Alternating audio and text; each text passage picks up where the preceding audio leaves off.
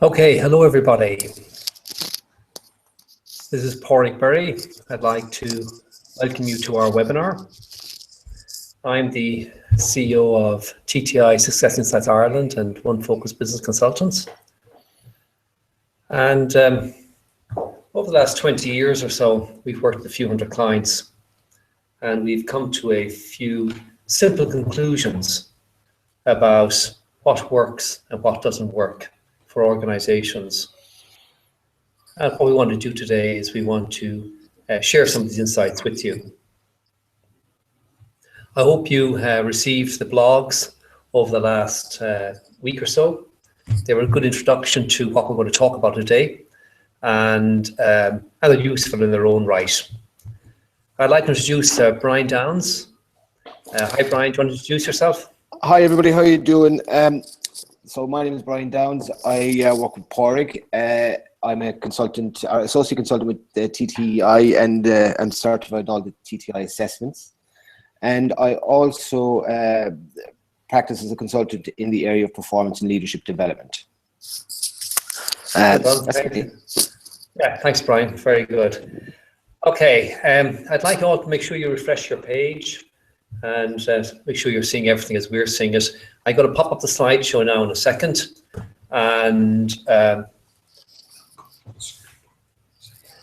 just say a quick welcome to a few people. I see people logging on. Michael, Bill O'Brien, Valerie, welcome. Barry, welcome. PJ, welcome. Richard, Nadine, Martina, Katerina. So welcome to you all. And we're expecting, we've 150 people registered for the webinar. So we're expecting a big crowd. You're in good company. This is a series of 4 webinars. And it's called Building a World-Class Team and Organization, the 4 Essentials. It'll take about 45 minutes. And we'll have a Q&A afterwards. We've lots of materials to go through, so we're going to try to cover the pace pretty quickly. Okay, I just want to move over to the slideshow. I'll leave it to you. Thanks, yeah. I hope you can all see the screen there.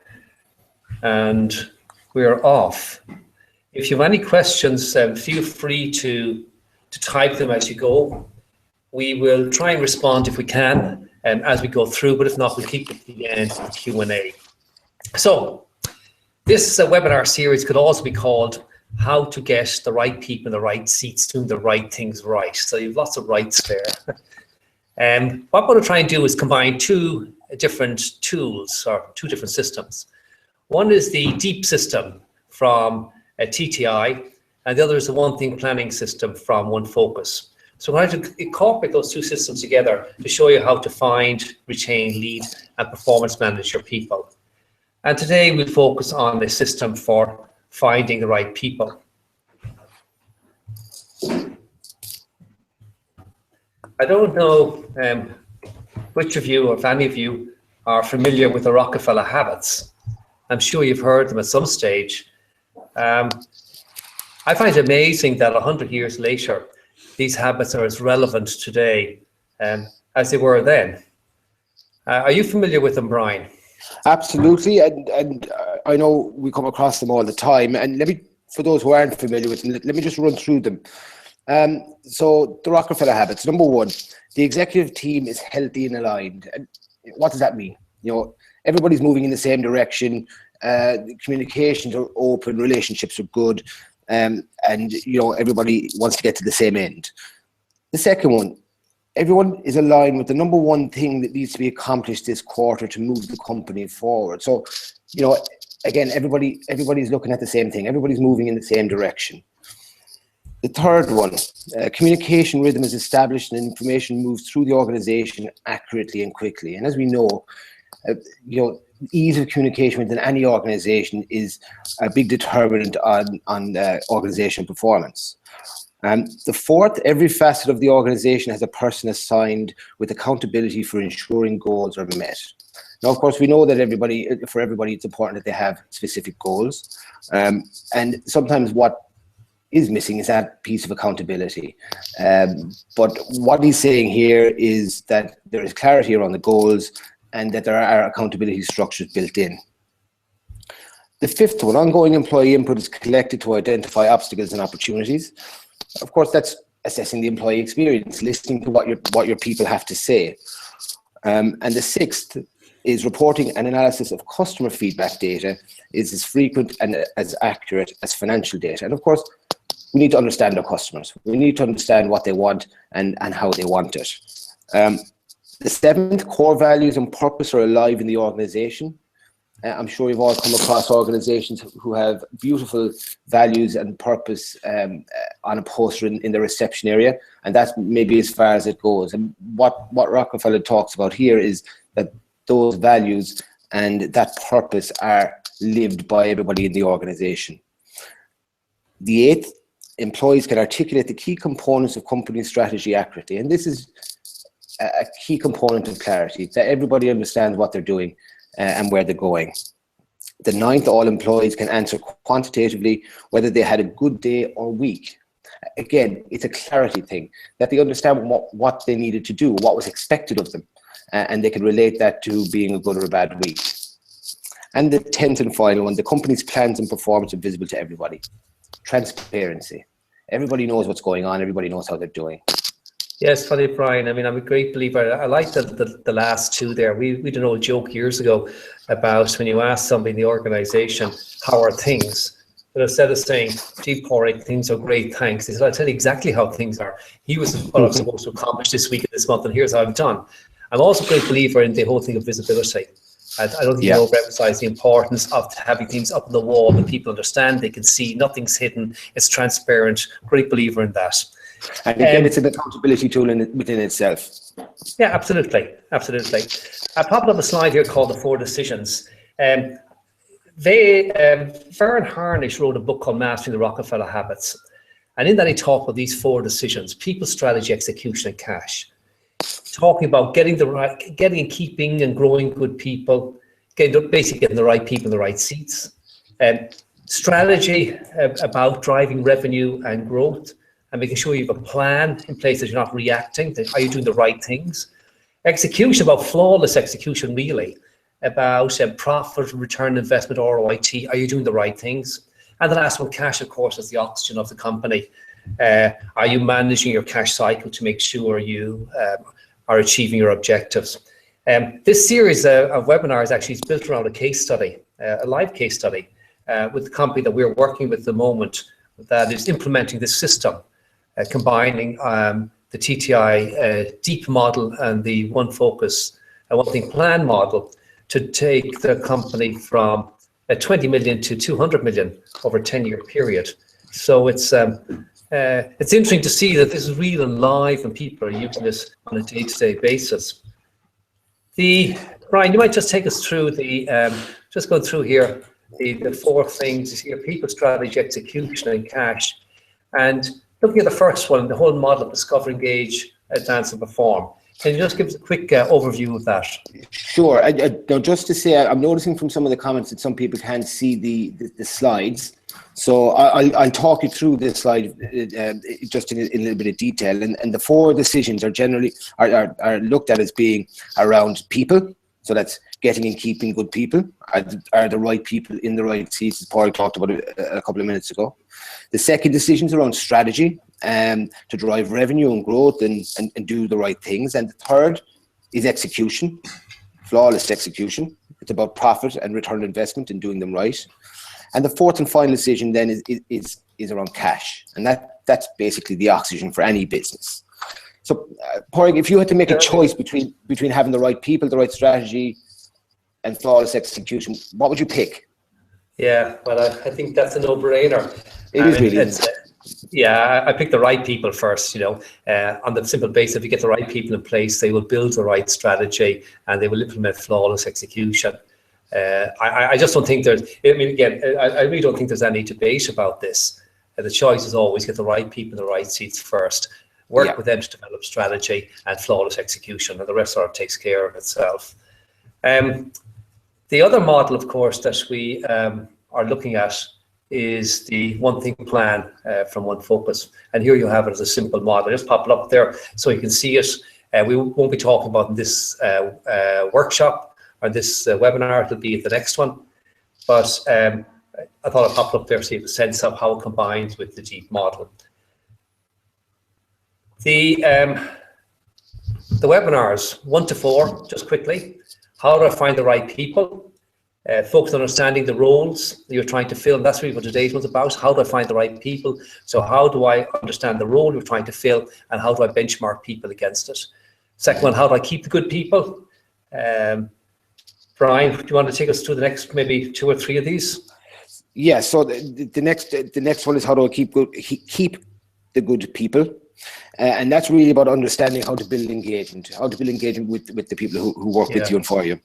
After that, we're going to address how do I lead my people. I think that's fairly self-explanatory. It's about developing a shared vision with your team and converting it into a plan that they own, and giving them a voice in that. And the fourth and final webinar then is how do I manage the performance of my people? And here we're going to explore a range of tools to allow you to build up some accountability structures in terms of peer reviews, war rooms, performance reviews, gap analysis, and development plans. Very good. That's 4. Yeah, good. Yeah, it's interesting. Just a quick comment here as we get started. In everything that we do, it's important to remember that there's no right or wrong, no good or bad. Be behaviors, motivators, competency, skills. They're no good or bad. There just is. And the question is it appropriate? How are things? Are they appropriate or not? And really what we're looking for is a match here between people and a role. So things are only good or bad in that they are fitted to, or they fit to a role. Question. Are you familiar with the book Good to Great by Jim Collins? In it, he makes some very, very fine comments, very fine arguments. One of them I really like was this idea of injecting an endless stream of talent into the veins of the company. And I agree with him, and I believe what he's saying, what he's doing. But I think there's more to it than that. It's not just about injecting an endless stream of talent. It's injecting the appropriate talent. The people who have the skills and have the talents for the particular roles that are required. And the ones that are most likely to remain on board and fully engaged as a consequence. When we look at the true cost of a bad hire, it's interesting. The Harvard Business Review did an exercise some time ago on this, and they came up with a graphic that I sort of like. And let me ask a question. A couple simple questions. Have you ever hired somebody who didn't meet your expectations? And the question is, why do you think that was? Because the answer almost for everybody is yes, I have. At some stage, I've had this experience. Another question: do you know what the real cost of bad hire is? In money, in negativity in the organization, in wasted management time, and so on. Do you know what your turnover percentage is? Do you have any idea what it costs, what turnover actually costs you in your company? How do you feel about it? Have recruiters or recruitment companies in the past failed you? And why do you think that is?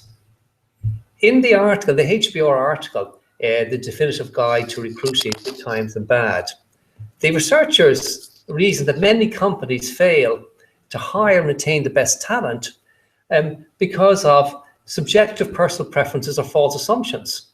For example, such as making relevant work experience the number one for hiring, and failing to assess people's ability, for example, to collaborate on teams, or to be ongoing learners, people who are interested in learning and developing themselves on an ongoing basis. Something that's been well and truly researched has been critical to top performers. So,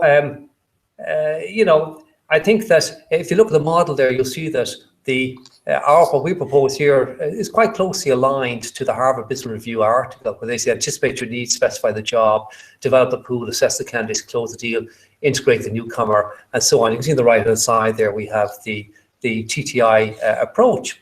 Anticipate organizational needs, job benchmark and ideal candidate form, source superior performance, assess the candidates, develop a solid interview process, and implement a comprehensive onboarding program across a range of things. What do you think of this, Brian? Any thoughts, any comments? Well, one of the interesting things to note from the article, you mentioned some already, but far too many companies rely on the subjective personal preferences or false assumptions, such as making relevant work experience the number one reason for hiring. And they fail to assess a person's ability to collaborate on teams. I think you mentioned that already. This is common practice, and it's costing businesses money at the end of the day. And there's an easier way. But I see there they said like the improving the quality assessments is 3 times more profitable than increasing the size of the candidate pool, and 6 times more profitable than getting the chosen candidate to accept a lower compensation package. And by the way, the HBR article also noted that it's more important to choose the right assessment tools that actually focus on the assessment techniques. So getting the tools right and assessing people properly is very, very important. There was a Wall Street article on that, I think, Brian, wasn't there? We were talking about that yesterday, that large companies using assessments as part of hiring, they had a measurement on it. So in 2001, 21% of large companies were using assessments as part of hiring. Fast forward to 2015, and now that's up to 57%, which is a massive rise. So obviously the message is sinking in on some level. And I think if you look at the slide, you'll see that the process we're talking about is well aligned with the Harvard Business Review effective recruitment process as well. So at any given time, a company using this system has a fully detailed snapshot of the current talent pool, which is very, very important. And as the company grows, the roles are revised, our new jobs are created, and these can be specified, or we can specify these jobs with the benchmarking process, which is something we'll be talking about in a little bit.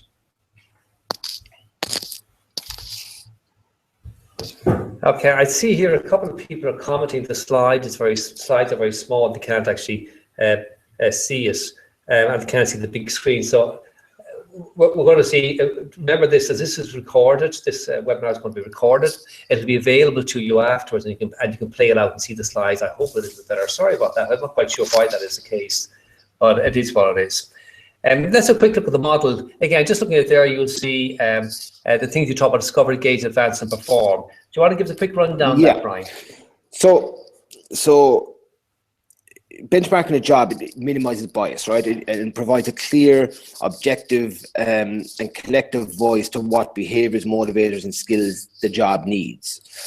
So when job benchmarking is implemented properly, you'll not only attract the best candidates, but you'll save time and money by hiring the right people the first time and reducing the learning curve with new employees who are strategically matched to fit your company. So there's 4 elements to this part, there's 4 elements to this model.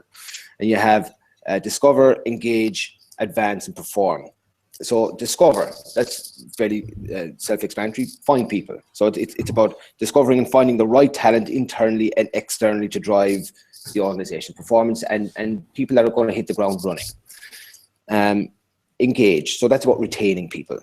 And the assessments are designed to engage people at the deepest level using 5 integrated sciences. So behaviors, motivators, competencies, potential, and EQ. And companies who strategically use their resource to provide a superior employment experience, they're going to stand out more dramatically than ever when compared to competitors with a poor employer brand. Advanced, and this is about developing people. And the assessments allow people to utilize a deeper insight to help the organization and themselves to advance to higher levels of engagement and job satisfaction and effectivity within their job, productivity. And the last piece of the model is perform, and that's about managing or leading people. And the assessments here help individuals and the organizations to perform at their best by understanding and applying their unique talents. And this is something about, focusing on strengths. And I don't think we do that often enough, and getting people to focus on their strengths. It's interesting. I'm just looking at the slide here of the true cost of bad hire, and up there's an 80% of turnover because of bad hires. It's fascinating. Gallup estimated that a bad hire costs 5 times the annual salary, and the Association of Certified Fraud Examiners estimate the cost in an SME, like a smaller company, at €190,000 on average for a job. It's really quite remarkable. I mean, when you add up the total costs of compensation for the period, maintaining the employee, disruption costs, severance costs, lost opportunity, mistakes and failures, and so on and so forth. They reckon that it's a manager on 62,000 per annum costs a company 840,000 euro. That's from a piece of research done by the undercover recruiter. Really just Wow. yes, I mean, I think no matter which way you slice or dice it, I think the cost to an organisation is enormous. And I'm just seeing here, this slide's for you. Do you want to talk about this one? This is amazing. Yeah, and it is. I mean, the point is that it is avoidable. And in a career builder survey, they surveyed 6,000 HR professionals worldwide in 2014, and they were asking, what are the reasons for a bad hire? And two of the highlights from this: 38% of respondents said they needed to fill the position quickly. I mean, that's sinful. And 21% said that they didn't test or research the employee's skills well enough. Now, these two areas are completely in their control. And by addressing these, you avoid huge costs, huge unnecessary costs. And it seems crazy to me when there are easier ways to do it. And you like this one? Yeah. Hire slow and fire fast. That's been around a while, Park. Yeah, the old chestnut. That's for sure it has. Okay, this is my favourite, and I'm going to talk to this slide for a moment, if I may. You see there, Popeye eating his spinach and eat your vegetables. And the point I want to make here, and I made it in the blogs before the webinar, recruitment is actually an investment, and this investment improves the performance and profitability of the company over time, for better or for worse. Recruitment just really needs to be seen as an investment, just like your health. If you out and eat a pizza every night of the week, the one pizza is not going to affect you, but over an extended period of time, pizza every night of the week, and you're going to have a problem. You have to eat your vegetables. And we all know this. We want a slim waistline, we want to be healthy, we have to eat our vegetables. The exact same is true of recruitment. We have to make the investment. The real cost is shown over time in an expanded waistline or in a workforce that aren't fully engaged, aren't productive, and so on. When you are what you eat, and the exact same applies to an organization.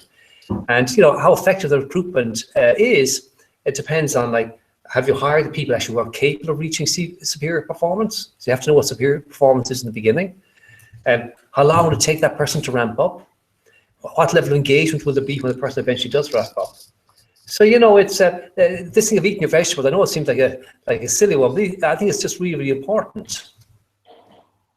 Absolutely, and I think it's worth mentioning that using objective hiring criteria, that helps employers avoid costly mistakes and some of these mistakes that can lead to litigation. And within the job matching process, it's important that you create hiring records to prove the company is doing everything possible to remove bias from the recruitment process, because obviously this is very important and it supports the business in a legally defensible position. Look, the world is becoming more litigious and we got to be wary of that. And throughout the process of benchmarking, the documentation was clear that the employer is using unbiased objective criteria to hire safely under the law.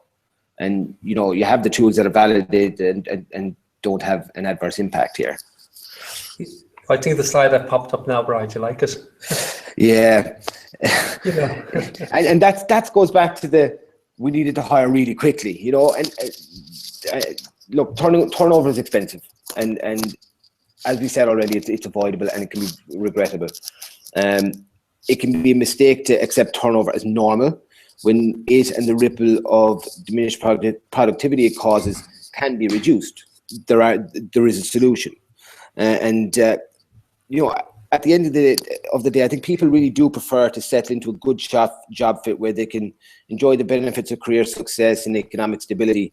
And when the match between the job and the employee is right, each employee experiences that job satisfaction and success that makes it easy to stay there.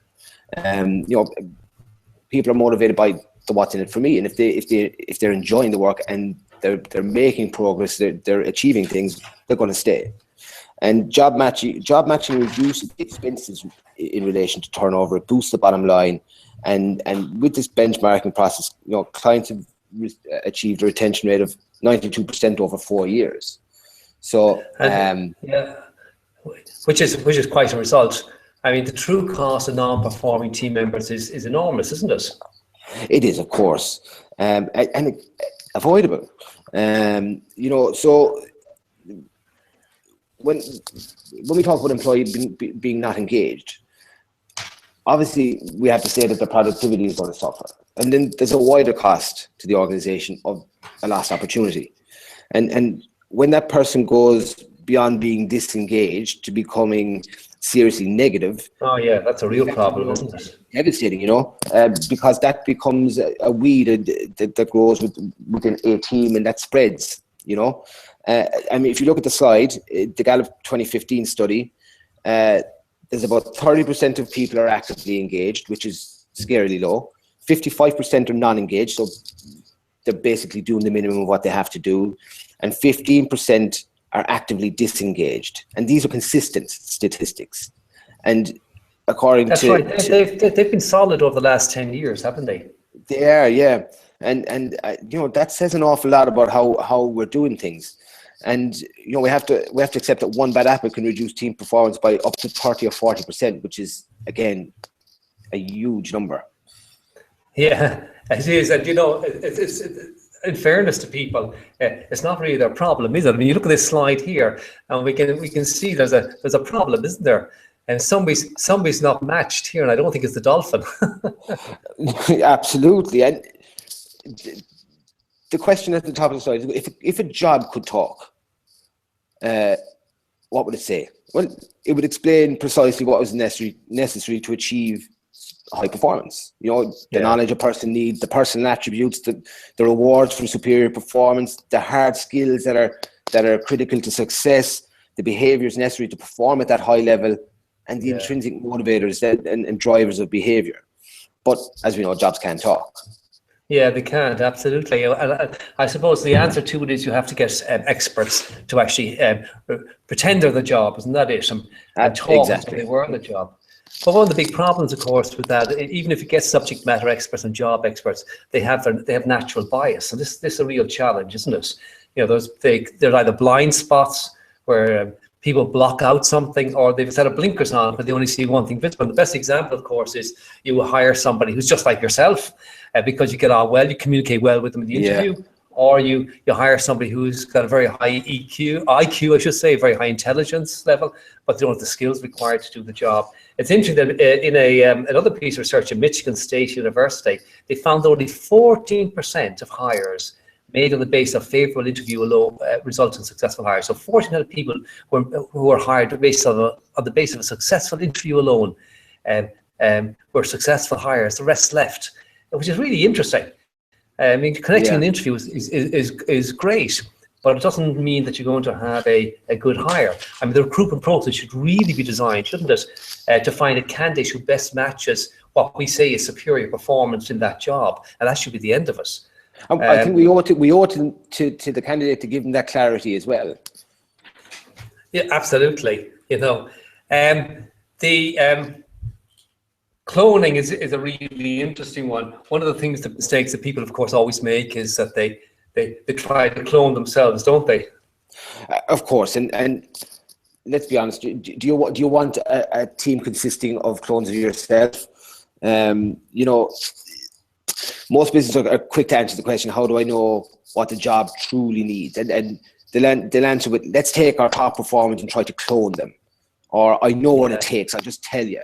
And do we really? And do clones actually work? But the problem is a classic one, isn't it?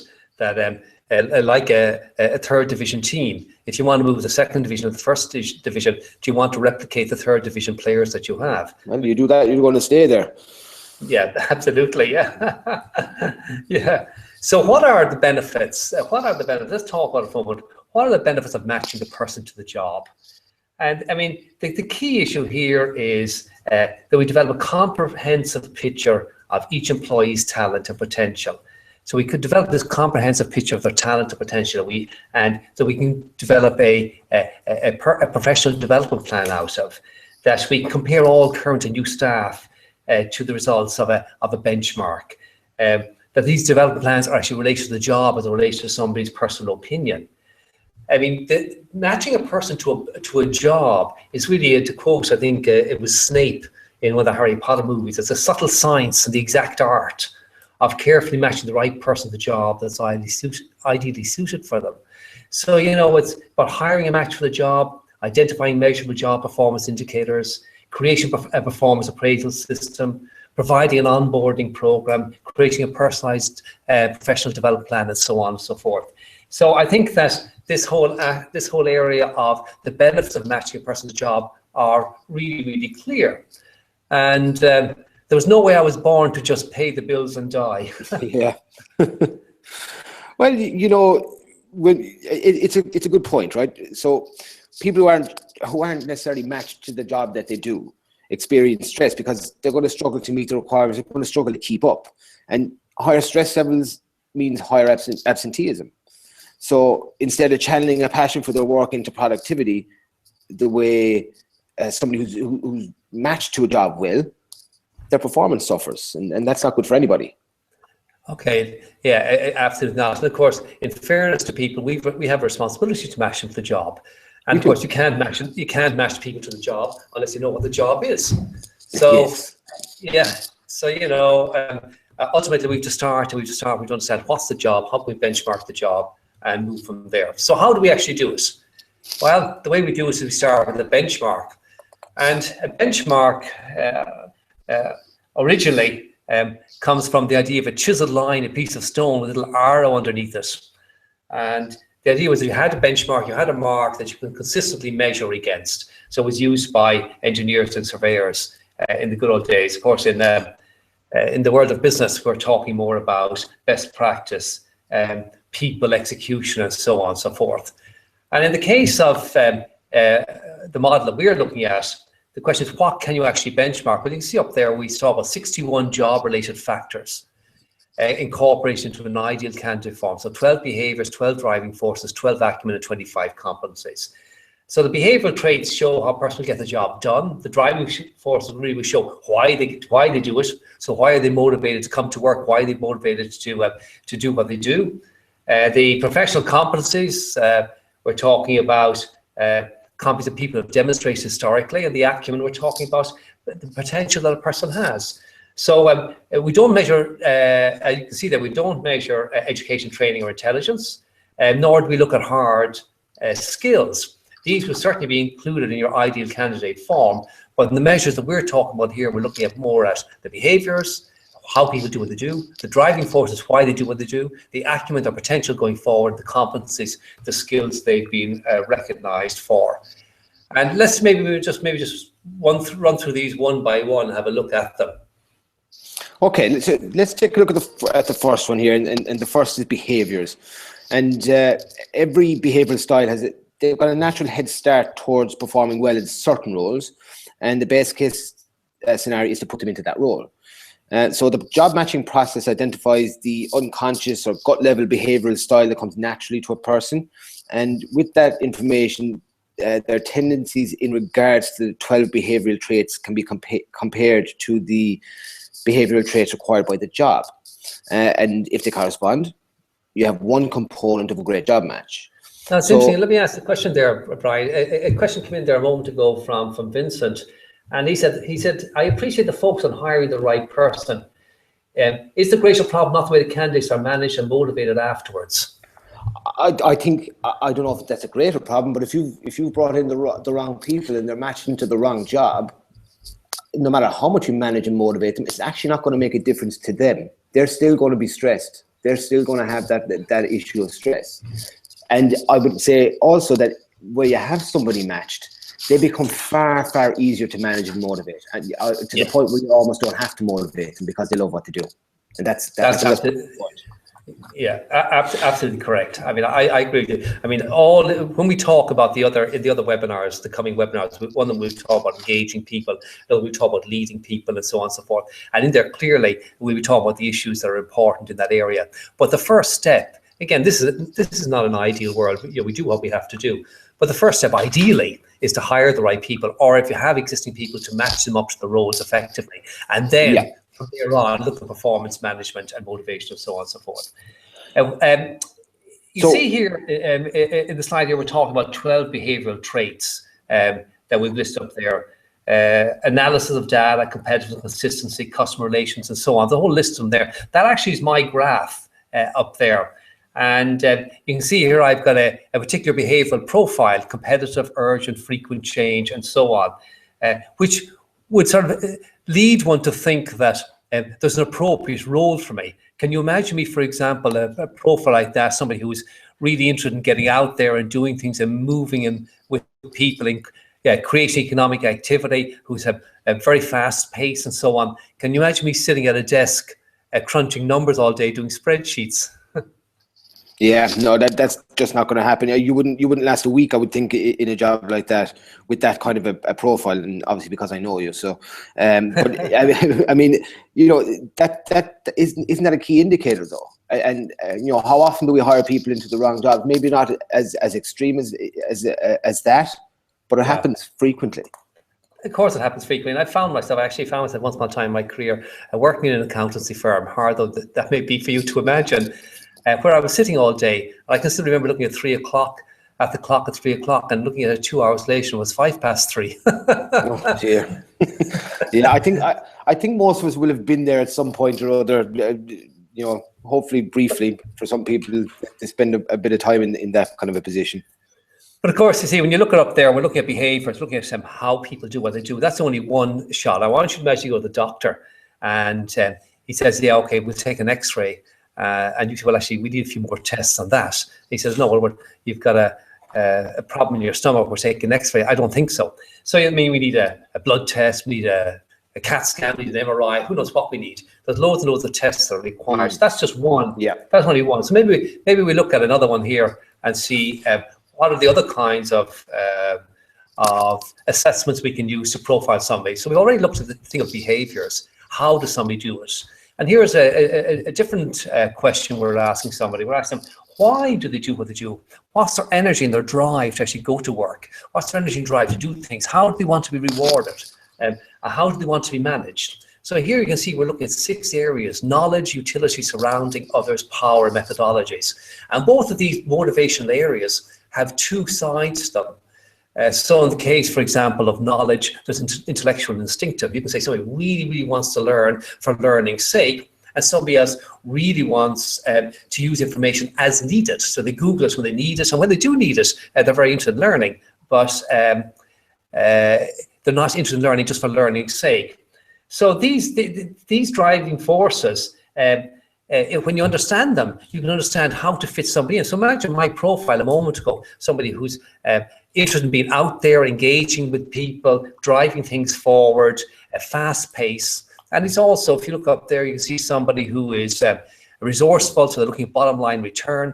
They're intentional, they work with people who want to help themselves and where they can see real value. They're commanding, they want to be in control of their own destiny. They're receptive, and they're open to new ideas. Again, you start to get a sense of, if you profile a person this way and you profile the role as well, even without benchmarking the role, you get a sense of what kind of position this person will be comfortable in. So for example, that is why I do what I do, as opposed to doing something else.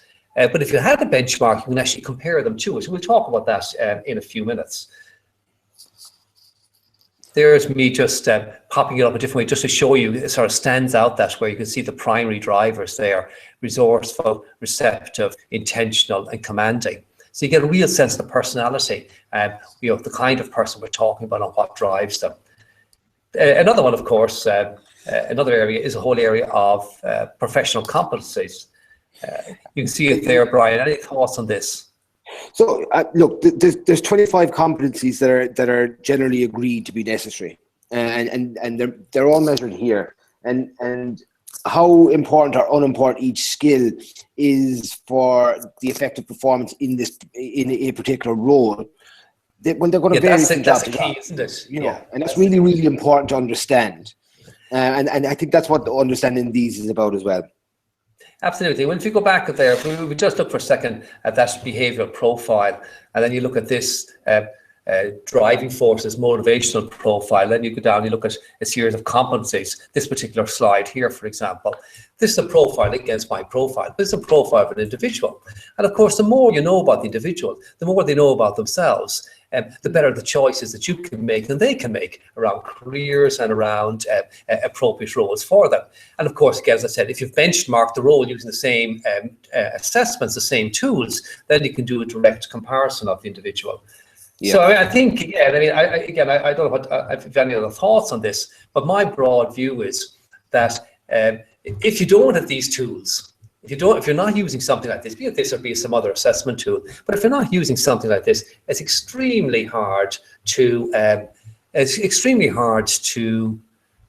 assess somebody, to have a meaningful conversation. And even when you're interviewing somebody, what questions do you ask them? And how do you know whether or not they're going to fit into the job? You're sort of second guessing them, aren't you?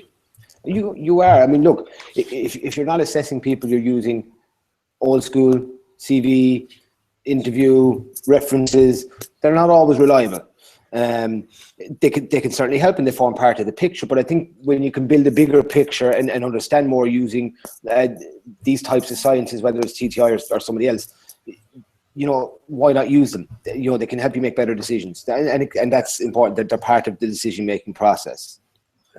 Well, here's a fourth one you can look at, which is the whole area of potential. So we've looked at how you do what you do, the whole behaviours. We've looked at why you do what you do, the driving forces.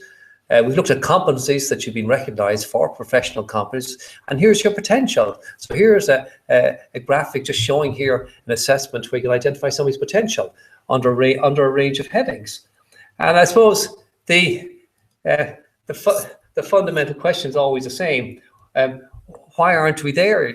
And are we there yet? And of course, the answer is I think we actually sort of are there. You know, if we start with the idea of matching people to jobs, we start by understanding first what's the job and then matching people to them, using something like those 4 assessments. I think that we're well on the way to being there, if you wish, to being able to effectively match people up. The keys to job matching. There's a few simple steps to it.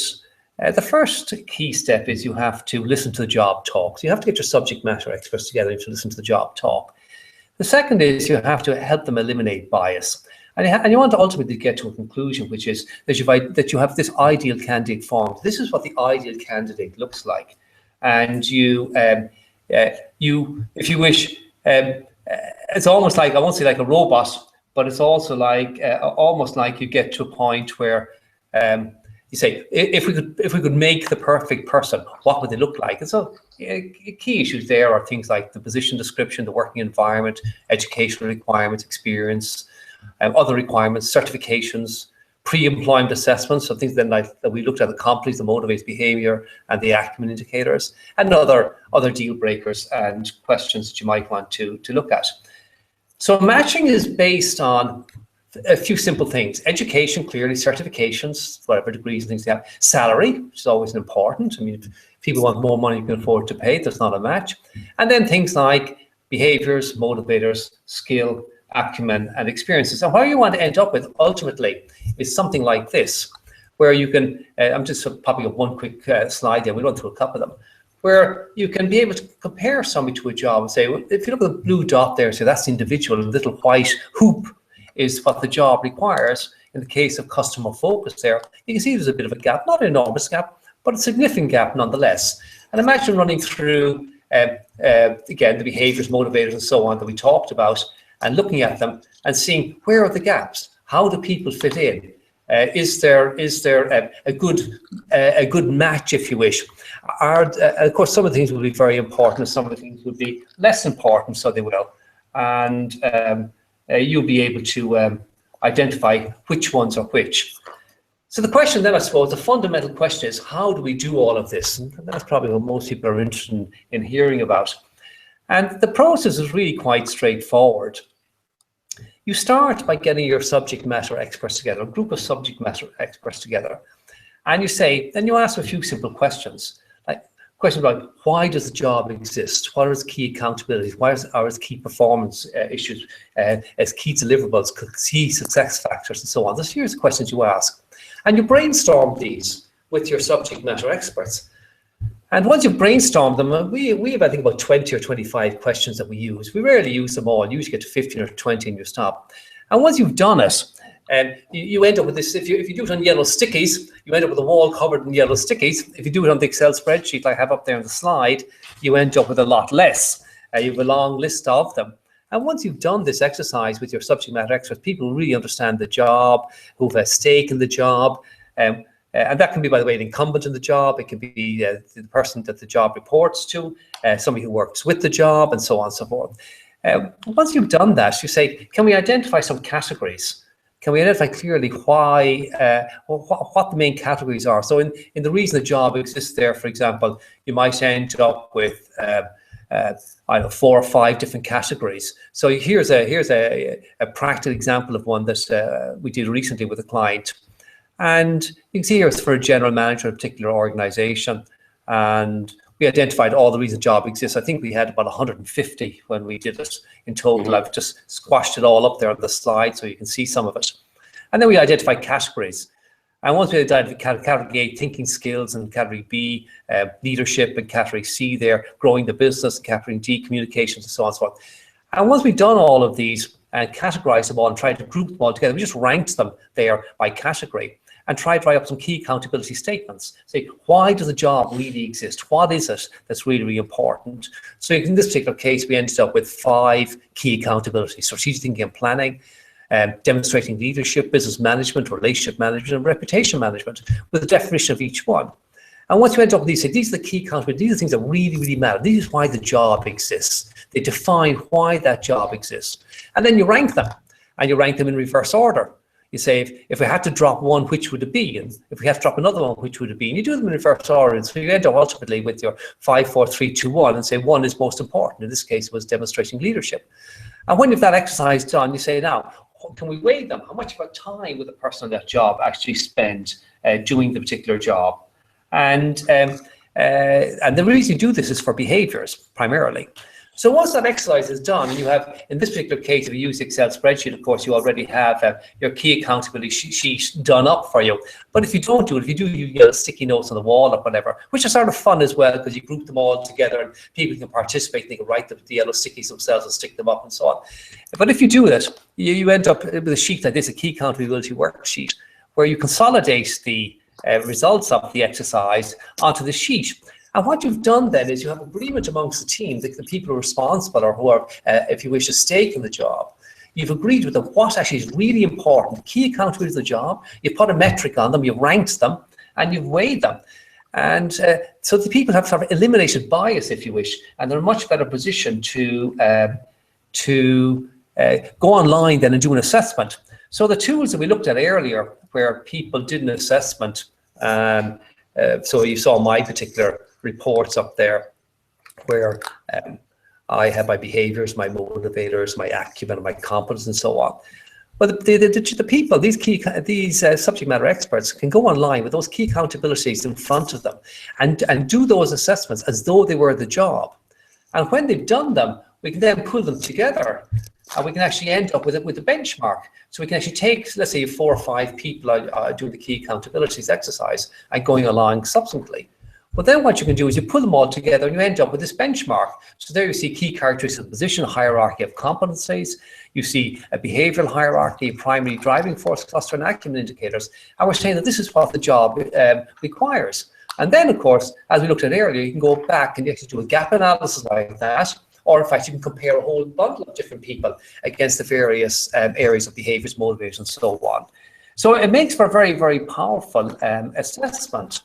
And there, I've just popped up there for you a summary sheet, which gives you a good idea of what you end up with the end, where you can actually say, here are the job competency hierarchy, here's the primary driving forces, here are the behaviors, there's a zone rating, how the person scores. I think as you look at a person as an individual, or as I said earlier, you can compare them to like this. You can compare them to each other and compare them against the various competencies. And then, of course, the last thing I just want to mention very quickly on it is, coming out of this exercise, you end up with a series of interview questions, which are really useful and really, really helpful in the interview process. So you have competency questions, driving forward questions, behavioural questions, and so on. So you're not just there saying, I wonder what questions to ask, and that's specific questions related directly to that person's profile. Last, I just want to talk here very quickly about the ideal candidate form. So when you have this, when you actually complete the exercise, you can then pull together an ideal candidate form, so you can, which has exactly the kind of person that you're looking for.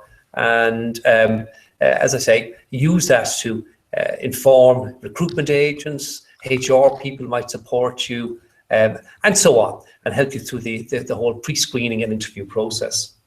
Now, I want to thank everybody for joining us. I think that there seems to be a couple of technical problems, and we want to apologize for them. It's the first time we actually run a webinar like this. For sticking around to the end, I've an offer. If you go back to your webinar link and refresh it, you should see a today's bonus offer up there. And the offer is very, very simple. For the first 10 people who sign up here, we will give them a free talent insights assessment, a debriefing guide, and a 1-hour consultation around the report. So I encourage you to click on it if you're interested in what we've just been talking about, interested in looking further at the whole benchmarking process. Remember, we have 4 webinars.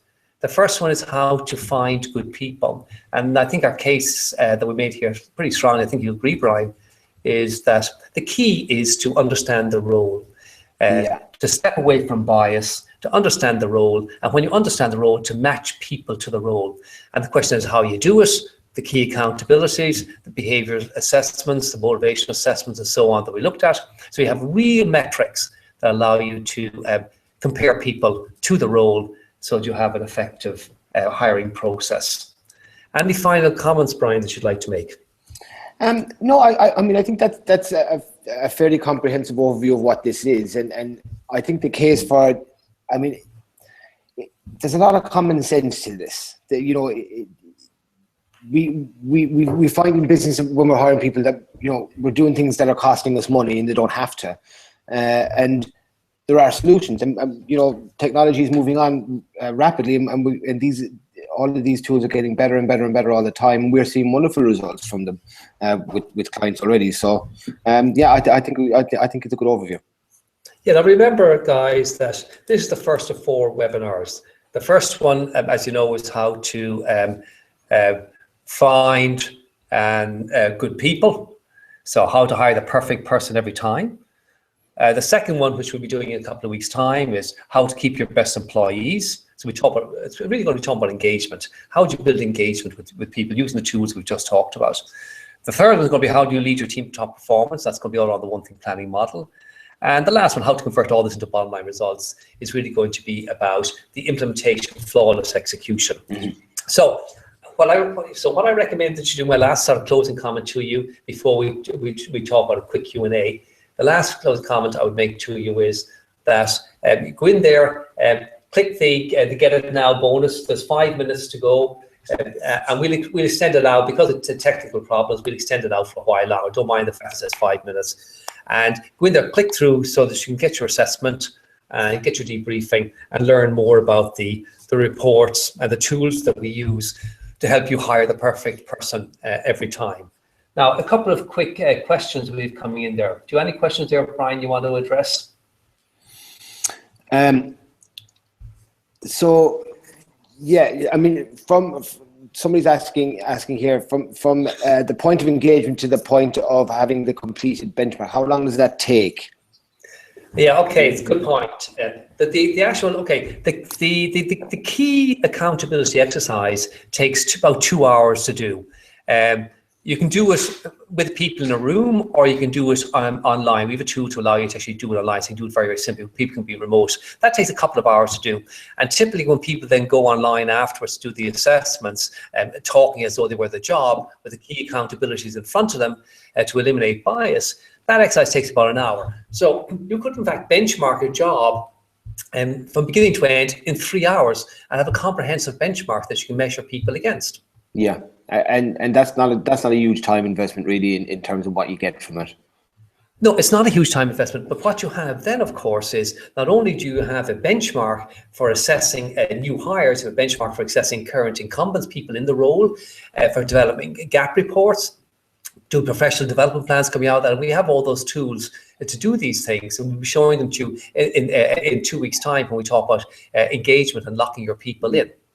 So just another question here. If candidates who it's from PJ, if candidates who fail to get the position and ask for the results of their assessments, what's your recommendation? Yeah, my recommendation is that you debrief people. I've always encouraged clients that you debrief people. They do the exercise, they make that investment, they show up for the interviews. You shouldn't be assessing somebody and taking to that point unless they're already a strong candidate. So if it's already a strong candidate, I think they deserve a debriefing. We always share reports with people, we share assessments, and typically we debrief and tell them why and explain the what it was. I mean, ultimately what you want is the person to move on and get an opportunity that suits them, where they will perform excellently. So you're trying to show them where the gaps were in this particular match and encourage them to go out and find opportunities that are a better match for them. So absolutely, I would always debrief people very strong. And just one last question. We're pretty much out of time. One last question. In terms of identifying the gaps, how can that fit into the L&D structures within an organisation? What benefit does that have? Okay, that's a really good point. I want to imagine for a moment that you have hiring for an incumbent in a role. How do you help that person develop that role?